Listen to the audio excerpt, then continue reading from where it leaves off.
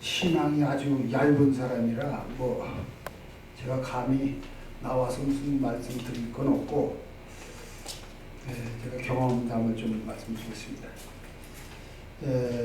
제가 우리나라가 현재 처한 여러 가지 현안 문제들을 많이 고민하고 그런 사람이고, 젊었을 때는 제가 주제넘게 이 젊음을 바쳐서 열정을 바쳐서 통일재단에 내 몸을 한번 바치면 무슨 성과를 얻지 않을까, 이런 그 엉뚱한 생각도 하다가 동서독이 통일되기 전에 몰래 동독을 입국을 해서 동베를린을 돌아다니기도 하고 그런저런 것 해서 안기부에 끌려가서 고문도 당하고 감옥도 살고 그런, 지금 생각하면 미친 짓을 하고 다녔습니다.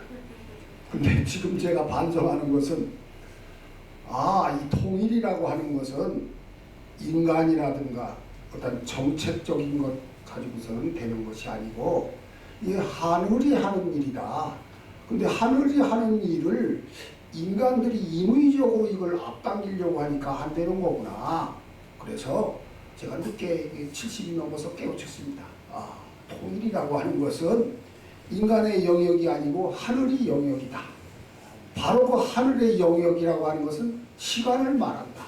시간은 인간이 주물 수가 있는 게 아니고 하늘이 주물 수가 있는 것이다. 그래서 제가 이제까지 해온 그 노력들은 제가 건방을 떨는 겁니다. 하늘의 영역을 모르고 제가 건방을 떨어서 내가 어떤 그 칼럼에도 내가 썼습니다만, 오늘 고명하신 장로님, 목사님들 앞에서 다시 제가 사과를 드리겠습니다. 그래서 이제 그러면 나머지 내 인생을 어떻게 살 거냐.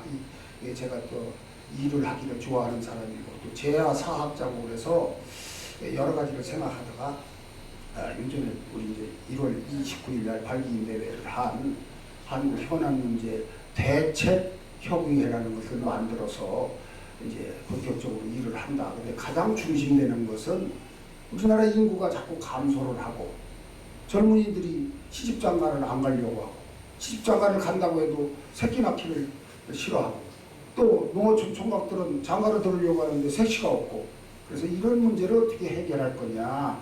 그래서 여기서 이제 김성수 목사님과 또 전신옥 목사님하고 또 우리 홍수면 목사님하고 이거 의견이 투합이 돼서 여기서 이제 일단 발기 대회를 해서 이제 일을 준비하고 있습니다. 그래서 이제 그런 일을 하고, 또 하나는 요새 젊은이들이 일자리가 없어서 직업을 많이 못 갖고 있는데, 그게 일자리가 없는 게 아니고 산비업종은 안 가려고 합니다. 정신 상태가 해이해지고. 그런데다가 이 정부 당국에서는 일하는 기술을 가르치는 게 아니고 그냥 무슨 아무런 조건도 없이 그냥 정부에서 세금 받아다가 50만 원씩 얼마씩 이렇게 주는 이런 정책 가지고서 나라가 망하는 그런 식으로 정치를 하고 그래서 그것도 많이 걱정이 됩니다.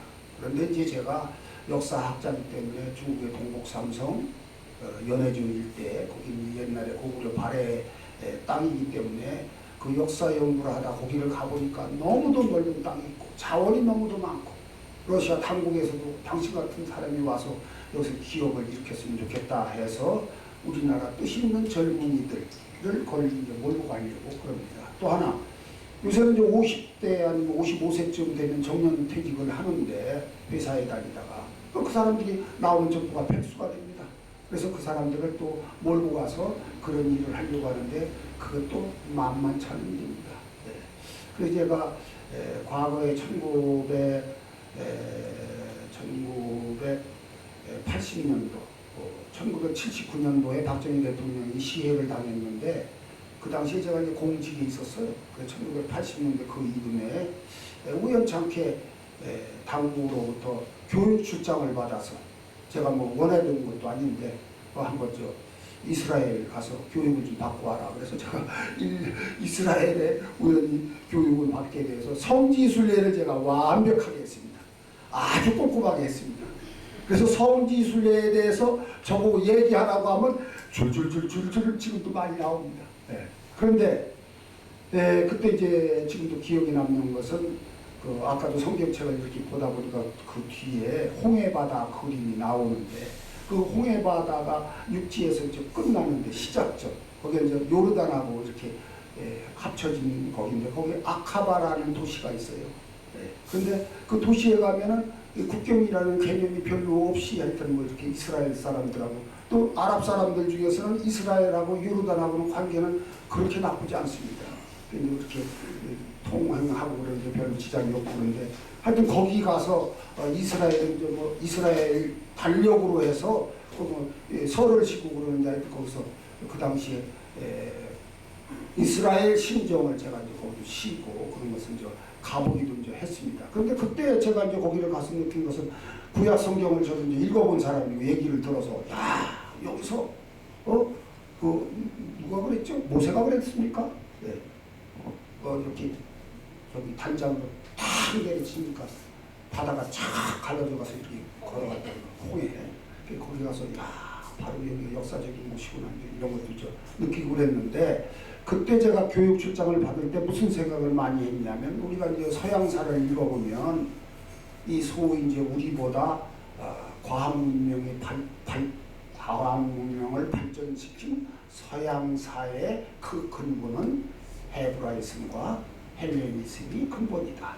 그런데 헬레니즘과 헤브라이즘의 본거지인 이스라엘에 가서 내가 이스라엘의 그 역사를 좀 한 번 더 깊이 있게 봐야 되겠다. 학서 가서 이제 이스라엘에 가서 공부를 하고 졸업하고서 12월 달에 올 때쯤 해서 귀로에 또 이제 헤브라이즘과 헬레니즘의 고장인 그리스를 또 이렇게 관광을 하고 이렇게 온 적이 있습니다. 그래서 그때는 또 무슨 생각을 했느냐면 철이 없고 경박하다고 할까. 그래서 뭐 이스라엘 정신으로다가 한번 국민 정신 개혁 운동 같은 것을 하면 또 효과가 있을 것이다. 뭐 이렇게 하고서 또 돌아다니기도 했어요. 근데 지금 와서 7학년이 넘어서 쭉 생각을 해보면 그 부질없는 철부지기 아니었나.